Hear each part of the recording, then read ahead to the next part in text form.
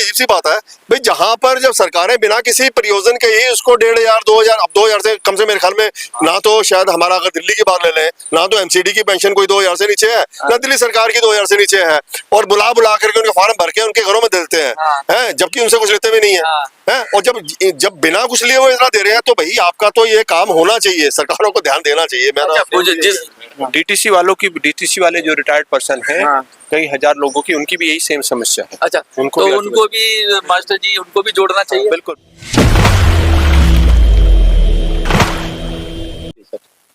नमस्कार, आप देख रहे हैं मिनी संसद और मैं हूं मनोज राजी। कहते हैं कि जो समाज के लिए काम करता है, जो समाज के हित के बारे में सोचता है और जो सामाजिक होता है, उसको आप अगर देखोगे तो कहीं ना कहीं आपको मिल ही जाता है, और वो लगातार अनवरत अपना काम करता रहता है। उसे किसी लालच, किसी लोभ की जरूरत नहीं होती, और अगर कोई मुद्दा ऐसा आता है जो उसको लगता है कि भाई इस पे मेरा समर्थन देना चाहिए, तो वो व्यक्ति बिगर लाग लपेट, बिगर लोभ के उसके साथ तैयार हो जाता है। ऐसे ही एक व्यक्ति को मैं करीब 10 सालों से ज्यादा से तो जानता ही हूँ। मास्टर लोकेश जी हैं, जो समाज के लिए काम करते हैं और साथ साथ शिक्षा में बड़ा योगदान है। बुक बैंक चलाते हैं, और आरके पुरम में इनका बुक बैंक है। बुक बैंक का मतलब ये है कि ये पुरानी किताबें जो गरीब बच्चे हैं उनको डिस्ट्रीब्यूट करते हैं और इकट्ठा करते हैं, और इसका एक पूरा सिस्टम है और बहुत बड़ी टीम है इनके साथ।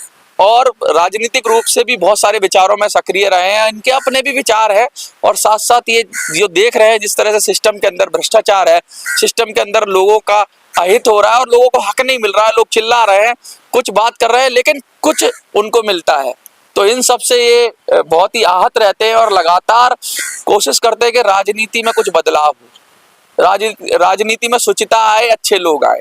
और जब मैंने EPS 95 के बुजुर्गों की इनसे बात की, तो इन्होंने कहा ये तो बहुत ही दुखद है कि 700 रुपए के अंदर तो आज गैस का सिलेंडर भी नहीं आता, और 700 रुपए उन बुजुर्गों को पेंशन मिल रहा है जिन्होंने पूरा जीवन समाज के लिए लगा दिया, उनको उनकी इतनी दिक्कत है। तो आज हम बात करेंगे मास्टर लोकेश जी से। लोकेश जी, पहले तो अपने बारे में बताइए और क्या करते हैं आप। ये मैं देख रहा हूँ बहुत सारी किताबें हैं अंदर, थोड़ा सा आप हटेंगे तो मैं दिखा दूं। ये देखिए पूरा बुक बैंक है, पुरानी किताबों का पूरा ये जखीरा है इनके पास, और ये इकट्ठी होती रहती है, और ये एक ऐसा बैंक है जहाँ पर किताबें लोग दे जाते हैं और किताब लोग यहाँ से ले भी जाते हैं। बताइए। देखिए, बाय प्रोफेशन मैं कंप्यूटर साइंस टीचर हूँ, और टीचर होने के नाते, शिक्षक होने के नाते तो समाज का दायित्व हमेशा हमारे कंधों पर रहता है। और खास करके आरकेपुरम में मेरा रहना हुआ है, बचपन से मैं आरकेपुरम में हूँ। तो आरकेपुरम में एक बड़ी समस्या है कि आरकेपुरम में 20 बाई स्लम है। अच्छा, स्लम एरिया, स्लम बहुत है। तो बहुत सारे बच्चे ऐसे हैं जिनको मैंने, इवन हमने खुद भी झेला है बचपन में, कि किताबों की कमी नहीं होती थी, किताबों के पैसे नहीं होते थे, हम पुरानी किताबें इधर से ढूंढते थे और किसी से मिल जाती थी तो उससे काम चलाते थे। तो ऐसे ही हमें लगा कि बहुत सारे बच्चों की जरूरत हम पूरा कर सकते हैं, तो हमने ये बुक बैंक शुरू किया। इसमें जो समृद्ध परिवार हैं, अच्छे परिवार के जो बच्चे हैं, उनसे हम किताबें इकट्ठी करते हैं, और जो बच्चे जरूरतमंद हैं उनको ये इशू कर देते हैं। और सीधा सा मतलब, एक बच्चा कोई 9th क्लास का है, उसको हमने कहा कि बच्चे किताबें ले जाओ, वो इस साल पूरी सारी किताबें उसको दे देंगे 9th की, वो लेके जाएगा, पूरे साल पढ़ेगा, वो सीधा अगले साल हमारे पास आएगा, वो 9th की किताबें वापस करेगा और 10th की किताबें दे देगा। और इस तरह से ये किताबें तो बहुत थोड़ी सी हैं, जो किताबें बच्चे को लेके जा रखी हैं, अगर वो यहाँ हो जाए तो करीब मतलब 5-7 लाख की किताबें हर साल इधर उधर हो जाती हैं। बहुत बड़ा काम करते बहुत बच्चे हैं। मतलब आपको तो पूरी विधानसभा में, 2-3 विधानसभा में लोग नाम से जानते हैं लोकेश जी, जैसा कि 10 साल से 20 साल से जो लोग काम कर रहे हैं, आपका चेहरा जाना पहचाना है। राजनीति के बारे में जिस तरीके से ये जो बुजुर्ग EPS 95 के जो पेंशनर हैं, जो लगातार प्रयास कर रहे हैं, 8-10 साल से आंदोलन कर रहे हैं, 1 साल से दिल्ली में बड़े पैमाने पर आंदोलन हुआ, क्यों नहीं सुनती सरकार? देखिए, वैसे तो लोग मुझे यहाँ बुक बैंक वाले मास्टर के नाम से जानते हैं, बट रही बात राजनीति की, क्या होता है कि चाहे किसी भी तंत्र में आप चले जाइए, तंत्र एक लूट तंत्र बन चुका है, और उसका कारण, एक बहुत बड़ा कारण है पार्टी तंत्र। और समाज, जब पार्टी तंत्र चल रहा है, राजनीति का स्तर गिर रहा है, ये कहते हैं कि राजनीति का स्तर गिर रहा है तो सामाजिक स्तर गिर रहा है, या सामाजिक स्तर गिर रहा है तो राजनीतिक स्तर गिर रहा है। अब चाहे वो EPS वाला सिस्टम हो, चाहे कोई और समस्या है, बहुत सारी ORP की समस्या हो, या बहुत सारी ऐसी समस्याएं देश की बात जी। और उसमें क्या हो रहा है कि वहां से वो लोगों, अंतिम व्यक्ति तक उसका लाभ नहीं पहुंच पाता, या अंतिम व्यक्ति की समस्याएं सॉल्व नहीं हो पाती हैं, क्योंकि तंत्र पूरा भ्रष्ट लगातार होता जा रहा है।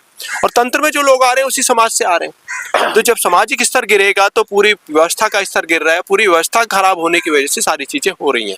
और व्यवस्था खराब होने का सबसे बड़ा कारण है राजनीति में सुधार होने की बहुत जरूरत है। और उसका एक सबसे बड़ा कारण है उसका जो हम लोग वोटर्स हैं, सांसद जो जाता है वोटर, हम एज ए वोटर हम बहुत कम लोग एजुकेटेड हैं, बहुत कम एजुकेटेड है। चुनावी प्रक्रिया को 90% लोग चुनावी प्रक्रिया को नहीं समझते, नहीं जानते, चुपचाप भावनाओं में वोट दे, बस वोट डालना जानते हैं। हाँ। उससे ज्यादा उनको नहीं पता है कि वोट का क्या महत्व है, वोट डालने का अधिकार किसको है, चुनाव लड़ने का अधिकार किसको है, पूरी चुनाव प्रक्रिया कैसे होती है, उसमें क्या क्या चीजें होती हैं, क्या खामियां हैं। अब प्रक्रिया को जाना ही नहीं तो खामियां तो आपको पता चलेंगी ही नहीं। तो ऐसी बहुत सारी चीजें, उससे क्या है कि पार्टी स्तर, सामाजिक राजनीतिक स्तर गिरने से बहुत सारी चीजें हो रही है। अच्छा, जिस तरह से ये जो बुजुर्ग है ये आंदोलन कर रहे हैं, ये हमने एक बात कही है कि दिल्ली फतेह करनी है, तो दिल्ली चलो का नारा दिया, तो बहुत सारे लोग अब वहां से तैयार हो रहे हैं, पूरे देश से, तेलंगाना से, बिहार से, महाराष्ट्र से, गुजरात से, केरल से, तमिलनाडु से, उत्तर प्रदेश से, सब, हरियाणा से, ऐसी कोई मतलब राज्य नहीं है जहां से मेरे पास कॉल नहीं आई। और कल तो लोग कह रहे हैं कब आना है मनोज जी, तो मैं थोड़ी सी यहाँ पे संसाधन इकट्ठा कर रहा हूँ, लोगों को इकट्ठा कर रहा हूँ, और मैं चाह रहा हूँ कि जब वो लोग आए तो उनकी जो पावर है, जो एनर्जी है, उसको सही समुचित उपयोग हो, क्योंकि यहाँ पे उनको दिशा देने वाले लोग हों। क्या लगता है कि कुछ बदलाव हो सकता है? हाँ देखिए, उम्मीद तो हमेशा कायम रखनी चाहिए, उम्मीद से ही कुछ होगा। जब कर मेहनत की जाएगी, कुछ ना कुछ रिजल्ट अच्छा निकल के आएगा। और कई मेहनत पे और कई सारी चीज़ों पर डिपेंड करता है। अब सारी मेहनत की जाएगी तो कुछ ना कुछ तो फायदा ही होगा, नुकसान तो होना नहीं। मेहनत कहते हैं, मेहनत के साथ साथ सही दिशा में किया हुआ प्रयास। अब मेहनत, इतने सारे लोग आ जाएंगे, लेकिन लोगों को ये भी लगना चाहिए कि भाई उनको जो नेतृत्व दे रहे हैं, उनके साथ जो लोग खड़े हैं, उनको पता है। जैसे उनको शायद जो वोटर है उसको ना पता हो कि क्या चुनाव की चीजें हैं, लेकिन ऐसे लोग हमें जोड़ने हैं जो लोग ये सब इनकी साम दाम दंड भेद जानते हो और इनसे बचने के तरीके भी जानते हो। इसीलिए मैं आपके पास आया हूँ। क्या लगता है कि आप और आपकी टीम, क्योंकि आपकी टीम भी कई विधानसभाओं में फैली हुई है, क्या आप इन बुजुर्गों की मदद करेंगे? हाँ, अगर इस तरह के कोई भी मुद्दे लेकर के आएंगे तो ऑब्वियसली हम उसके साथ खड़े होंगे, कोई दिक्कत नहीं है। यही नहीं है, जो इस तरह के जो भी मुद्दे हैं, और चाहे होम गार्ड के मुद्दे हों, चाहे और कई सारे आंगनवाड़ी वालों के मुद्दे हों, कई सारे और मुद्दे हैं, जिस तरह के रेडी पटरी वालों के भी कई मुद्दे हैं, क्योंकि अंतिम आदमी की समस्याएं जो हैं उसके साथ हम खड़े हैं। तो ये जो दिल्ली फतेह का जो है, क्योंकि आपका बहुत प्रभाव है कई विधानसभाओं पे, तो जब ये लोग आएंगे तो वो चाहते हैं कि उनको जो आए तो उनको नेतृत्व प्रदान हो, उनको मतलब लोग बताएं कि भाई यहाँ की डेमोग्राफी नहीं पता, यहाँ का तरीका नहीं पता, तो इतने लोग हम लाके यहाँ ठहरवा दें, हजारों की संख्या में लोग आ जाएं, तो बस उनको एक ऐसा लीडर चाहिए जो उनको मंजिल तक पहुंचा दे। क्या आप वो नेतृत्व स्वीकार करेंगे? नहीं, देखिए, हम ही नहीं, हमारी टीम में और भी कई ऐसे लोग हैं जिनके पास अच्छी जानकारियां हैं, जो अच्छे इस चीज़ों में बढ़ते हैं। तो कोई बात नहीं, सारे मिलकर बढ़ेंगे। तो ये तो एक सामूहिक कार्यक्रम है, सामूहिक सहयोग की जरूरत होती है, तो हम भी सहयोग करेंगे। और तो हमारे कई साथी कह दिया कि लड़ोगे जीतेगे, लड़ेंगे जीतेंगे। देखो, पूरा अपने प्रयास में कोई कसर नहीं आने देंगे, प्रयास में कोई कसर नहीं आने देंगे। देखिए, ये है भाव। अगर सही इच्छा शक्ति के साथ, सही भाव के साथ आप चले जाएं तो आपको मदद मिलती है। और बुजुर्गों को नाम लेके, कल मैंने जैसे कैसे दिखाया, एक महिला सामने आई और जिसने अपने 200 गज का घर ही दे दिया पूरा, जिसमें 100-150 लोगों के रुकने की व्यवस्था थी। अभी एक वीडियो कल और मिलेगी जिसके अंदर किसी ने अपनी पूरी धर्मशाला दे दी, वो भी मैं डालूंगा। आज मास्टर लोकेश जी हमारे साथ हैं और इन्होंने कहा है कि इनकी पूरी टीम, इनके पूरे संसाधन और सामर्थ्य जितना ये जानते हैं, सब बुजुर्गों के हित में खड़े रहेंगे और आपको कहेंगे। हमारे साथ कुछ और लोग भी हैं। मैम, आपका नाम क्या है? राजकुमारी तिवारी। मैम, आप भी सीनियर सिटीजन में आ गई हूँ जी, सीनियर तो सिटीजन। अब तो बुजुर्गों की लड़ाई है और बुजुर्ग ही आएंगे सारे, तो क्या लगता है कि उनको, आप तो यहाँ की लोकालिटी से वाकिफ हैं, तो क्या उनको मदद मिलेगी? हाँ, जरूर मदद मिलेगी। अगर एक सही उद्देश्य से आगे बढ़ेंगे और ये सबके लिए ठीक होगा। और कोई तो बंदा, कोई होना चाहिए जो इन सब के लिए कुछ काम करने के लिए आगे बढ़े। हर एक को तो हर नॉलेज नहीं होती है। अगर किसी को नॉलेज है तो उसके पीछे जाना और उसके विषय में बात करना ठीक है। हम कहते हैं कि ना किसी पार्टी, ना किसी नेता की दरकार, अब की बार जनता ही सरकार। हमारे ये स्लोगन है कि हमें किसी पार्टी, किसी नेता की ज्यादा जरूरत नहीं है। हम कहते हैं कि जनता खुद अब सरकार बनेगी, यानी जनता अपने नुमाइंदे अपने बीच में से निकाल के भेजेगी। सर, आपका नाम क्या है? मैं पंडित विनोद कुमार शर्मा हूँ। जैसे YouTube पे वैसे मेरा भी अपना है, प्रचार भारती मीडिया के नाम से चैनल है। हाँ। और अभी मैं आपकी बात सुन ही रहा था कि आप सवाल कर रहे थे अपने लोकेश मास्टर जी से, और हमारे लोकेश मास्टर जी तो समाज सेवा के अंदर इनका कहीं से भी पूछ लो, आप कह रहे हैं विधानसभा, ये लोकसभा को देखते हैं, नई दिल्ली लोकसभा को देखते हैं, और उसके साथ साथ हमारे नई दिल्ली लोकसभा में ही 10 विधानसभाएं आती हैं, और राजनीतिक पर्सनैलिटी से ज़्यादा इनकी समाज की सेवा है। अब आप देखिए, बुक्स हैं, बुक्स के लिए इन्होंने इतना प्रचार कर रखा है कि जो भी गरीब सज्जन हैं, जो भी गरीब बच्चे हैं जिनसे अफोर्ड नहीं होता, जरूरतमंद, अगर वो अपनी क्लास को आगे लेके जाता है और उसकी वो जो बुक्स हैं वो उस समय उसके यूज़ के लायक नहीं रहती है, तो वो बुक्स कहते हैं जी वो बुक्स हमें दे जाओ, और फिर जो अगला बच्चा आता है जिसको उसकी जरूरत है उसको वो देते हैं। ये तो हमारे लोकेश मास्टर जी हैं। अब रही बात, मैं आपकी बात सुन रहा था कि आप वो कह रहे थे EPS वगैरह का जो भी 500-700 रुपये है, खैर इतनी नॉलेज मुझे तो नहीं है, लेकिन ये बड़ी एक हास्यास्पद बात लगती है कि जब कोई भी सरकारें अपनी ओल्ड एज पेंशन में 1000-2000 रुपए के अपने आप ही दे देते हैं बिना किसी उसके, बिना कंट्रीब्यूशन के दे देते हैं, तो अगर आप ये मुद्दा उठा रहे हैं तो बड़ा अजीब सी बात लग रही है कि सरकारें, आपको क्या आश्चर्यचकित हो गए? मैं तो आश्चर्यचकित हो ही गया कि 700 क्या बात है? 700 और इसके लिए आपको ये सब आंदोलन वगैरह करना पड़ा, बड़ी अजीब सी बात है भाई। जहां पर जब सरकारें बिना किसी प्रयोजन के ही उसको 1500-2000, अब 2000 से कम से मेरे ख्याल में ना तो शायद हमारा अगर दिल्ली की बात ले लें, ना तो MCD की पेंशन कोई 2000 से नीचे है, ना दिल्ली सरकार की 2000 से नीचे है, और बुला करके उनके फॉर्म भर के उनके घरों में दे देते हैं, जबकि उनसे कुछ लेते भी नहीं है। और जब बिना कुछ लिए वो इतना दे रहे हैं, तो भाई आपका तो ये काम होना चाहिए, सरकारों को ध्यान देना चाहिए। DTC वाले जो रिटायर्ड पर्सन है, कई हजार लोगों की, उनकी भी यही सेम समस्या है। अच्छा, उनको भी मास्टर जी उनको भी जोड़ना चाहिए। बिल्कुल जोड़ना चाहिए। अच्छा, हम बता देंगे पर्सन। अच्छा, जो उनका भी आंदोलन करते रहे वो लोग भी। अच्छा, और इन होमगार्ड का भी इन्होंने जो आंदोलन किया था उसमें भी कई लोग हमारे साथी उनकी अगुवाई कर रहे थे। अच्छा, तो उनकी समस्या है। मोटी बात ये है कि एक के साथ नहीं हो रहा है, ये सबके साथ हो रहा है, और सरकारें मनमानी कर रही हैं। जब वो फंड पे बैठ जाती हैं, जो टैक्स के पैसे पे बैठ जाती हैं, तो जो चाहे स्कीम लाती हैं, जैसे चाहे खर्च करती है, लेकिन जो मांगता है, जो भूखा है, जो परेशान है, उसको नहीं देती हैं। कहते हैं ना, बुजुर्ग का सम्मान देश का सम्मान। देखो, चुनाव ही एक ऐसा समय होता है जब अपने हिसाब से आप अपनी चीजों को कुछ कर सकते हैं, अदरवाइज तो बाकी टाइम तो एक बार आपके हाथ में बहुत कुछ होता नहीं है। आंदोलन करते रहिए, करते रहिए, सुनेगी नहीं सरकार। ढंग के लोग होंगे तो जल्दी से सुनेंगे नहीं। तो चुनाव के समय पे बहुत जागरूक होकर के, बहुत समझदारी से अगर काम लिया जाए, जनता अगर उसके सबसे बड़ा हथियार उसके पास वही है कि चुनाव के समय का वोट का प्रयोग अगर ढंग से, हालांकि उसके भी ऑप्शन कम है क्योंकि पार्टियों के ही कुछ चुने हुए नुमाइंदों में से हमें कोई एक चुनना पड़ता है। हम चुनाव नहीं करते अब, पहले से ही पार्टी ने अपने लोग सेलेक्ट करके हमारे सामने ऑप्शन दिए होते हैं, जो भी है उनमें से हमें किसी एक को सेलेक्ट करना पड़ता है। ये हमारी मजबूरी हो जाती है। हम चाहे, और वो पार्टी, आपका मान लो किसी पार्टी का एक अच्छा नेता है, बहुत अच्छा नेता, वहाँ की जनता उसको चाहती है कि हम इसको नेता बनाना चाहते हैं, लेकिन अगर उसकी पार्टी ने उसे टिकट नहीं दिया है तो आप उसे कर नहीं सकते। और उसमें इतनी हिम्मत नहीं है कि वो खड़ा हो जाए, क्योंकि अभी पार्टियों में जननेता तो रहे ही नहीं, सारे गुलाम, सारे दल नेता हैं, जो जनप्रतिनिधि हैं वो दलों के नेता हैं। अगर किसी आपको कहे जी यहीं पे कहे कि जी ये बड़ा पॉपुलर, सारे ये एक किसी बात आ रही थी, वो बोले जी वो बड़ा मजबूत कैंडिडेट है, और वो फलानी पार्टी से उसी को कैंडिडेट बनाना चाहिए, बहुत मजबूत कैंडिडेट है और पहले भी MLA रह चुका है और फलाना। मैंने उनसे एक बात पूछा, मैंने कहा अगर मजबूत कैंडिडेट है तो उसको विधायक बनने की जरूरत क्या है? वो तो अपनी मजबूती से वैसे ही कुछ कर सकता है, समाज सेवा। दूसरा, अगर मजबूत है, इतना ही मजबूत है, तो क्या वो बिना पार्टी के टिकट के चुनाव नहीं लड़ सकता? बिल्कुल, वो नहीं कर सकता।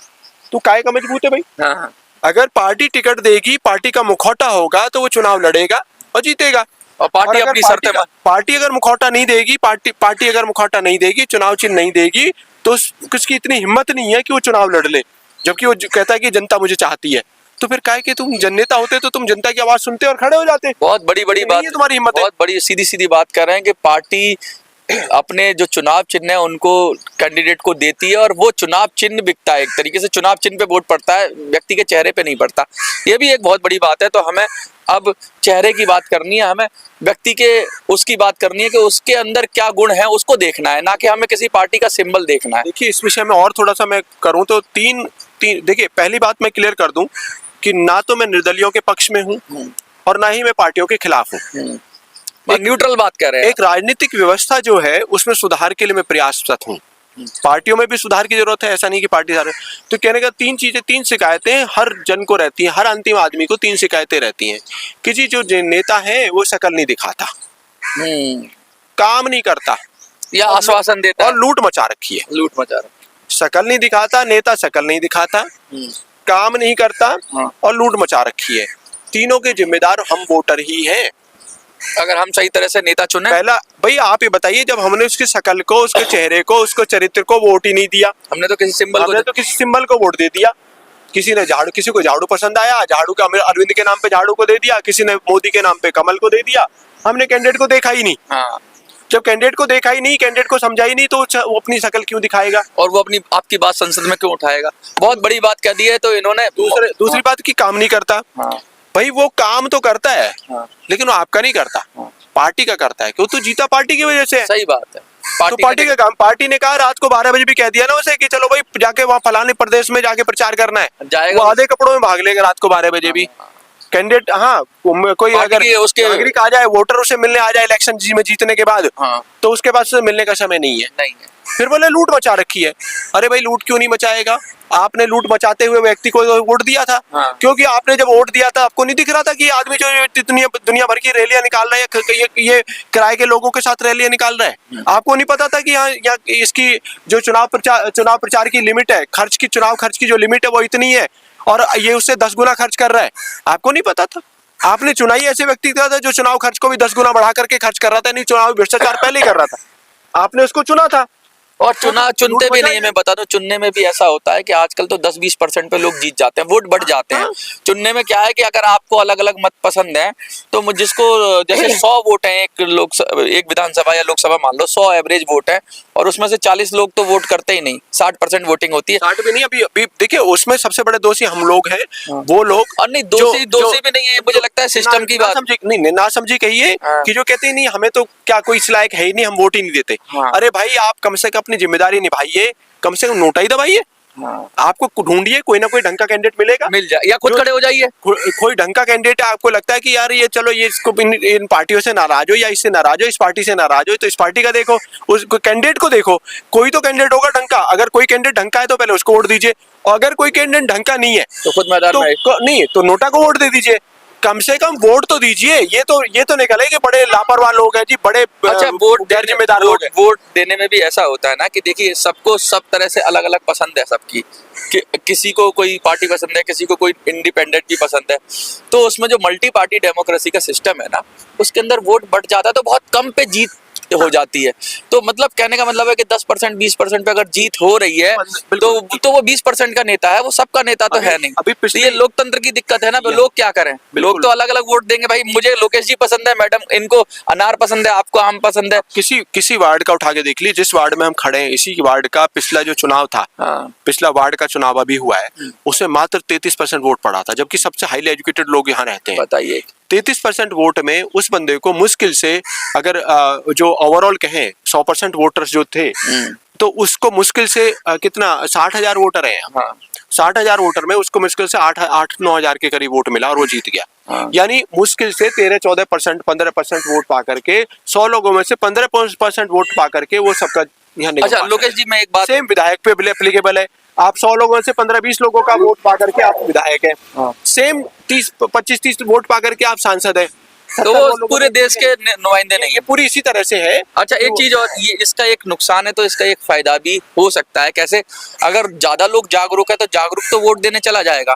तो कहने का मतलब है, अगर ये जो लोग ईपीएस वाले हैं या होम गार्ड हैं, ये तो जागरूक है, आंदोलन कर ही रहे हैं। अगर ये इसमें अगर पूरी तरह से यही लोग वोट कर देते तो बाकी लोग, बहुत सारे लोग तो वोट करने नहीं जा रहे हैं, तो कम से कम इनका एमपी बन जाएगा। ये भी इनके लिए प्लस पॉइंट है कि अगर जो लोग वोट करने नहीं जा रहे हैं, वो उनको अगर वोट करना होगा तो उनको ईपीएस के मुद्दे पे करेंगे। वो उनको अच्छा। सही मुद्दा तो लगे ना। वो वोट इसलिए नहीं करने जा रहे हैं क्योंकि उनको कोई जननेता नजर नहीं आ रहा है। हाँ, उनको ट्रस्ट नहीं, उनको किसी पार्टी में भरोसा नहीं रही है। उनको लगा कि सब बेकार है, वो फ्रस्ट्रेशन में नहीं दे रहे। अगर उनको लगे कोई आदमी आ जाएगा। बहुत सारा देखिए, हालांकि हर तरह का परसेंटेज है। कुछ गैर जिम्मेदार लोग भी हैं, हाँ। अपना वो छुट्टी मनाना पसंद करते हैं, सोना पसंद वो करते हैं, कम है। घूमने का, लेकिन वो परसेंटेज कम है। बहुत सारे लोग ऐसे हैं जो वोट तो देना चाहते हैं लेकिन उनको कोई योग्य व्यक्ति नहीं मिलता, इसलिए तलाश वोट में नहीं है, देते। तलाश में है। तो ऐसे में अगर कोई जननेता खड़ा होता है या कोई सही मुद्दों के साथ खड़ा होता है तो वो लोग भी हो सकता है निकल करके आए वोट दे। देखिए, ये है सकारात्मकता, और ये एक पॉलिटिकल आदमी से बात करने का नजरिया देखिए कितना हम बहुत ज्यादा इस पे डिस्कस कर सकते हैं और बात कर सकते हैं, क्योंकि इनको बहुत जानकारी है राजनीति की, और इसमें राजनीतिक ही वीडियो हो जाएगा, लेकिन मोटी बात तो EPS 95, OROP, home guard, others in pension की है, और हम इनके लिए संघर्ष के लिए बात कर रहे हैं। और मास्टर लोकेश जी ने अपना साथ दे दिया, तो मुझे लगता है सफलता कदम चूमेगी ही चूमेगी। और जो कहते हैं देश में जो बुजुर्गों का सम्मान नहीं तो किसी और चीज का, जो बुजुर्ग का सम्मान नहीं है तो देश में किसी का भी सम्मान नहीं। सबसे पहले हम घर में भी अपने बुजुर्गों का सम्मान करते हैं। तो EPS 95 की लड़ाई अब जोर पकड़ रही है। आपको क्या लगता है, मास्टर लोकेश जी को नेतृत्व हम लोगों के साथ में मिलके करना चाहिए? अगर करना चाहिए तो यस लिख दीजिए और एक बार थैंक यू बोल दीजिए मास्टर साहब को, कि लोकेश जी को कि इतना अच्छा काम करते हैं, बुक बैंक चलाते हैं, और लिख दीजिए शुक्रिया लोकेश जी। देखते रहिए मिनी संसद। वाली यही नहीं है कि लोकेश जी का धन्यवाद करना है। हम आपको बता देते हैं ये RK पुरम का सेक्टर 5 का स्थान है, जहां पर हम कल 24 मार्च से शुरू कर रहे हैं और अगस्त तक हर संडे को यहाँ पर सवेरे 8 बजे से लेकर के आप 10 बजे तक, 11-12 बजे तक आप आ सकते हैं। जो भी कोई जरूरतमंद बच्चा है 6ठी से लेकर 12वीं तक का, अगर उसको लगता है कि वो किताबों के कारण अपनी पढ़ाई को रोकना चाहता है तो उसको परेशान होने की जरूरत नहीं है। वो केवल किसी भी तरीके से यहाँ पे आ जाए या हमारे लोकेश जी से संपर्क करें, उनको किताबों की समस्या के कारण उनकी पढ़ाई नहीं रुकेगी। देखिए कितना अच्छा है कि ये बच्चों का काम कर रहे हैं, बच्चों का भविष्य बना रहे हैं, और बुजुर्गों का भी जो भविष्य है उसे सुरक्षित करेंगे। देखते रहिए मिनी संसद।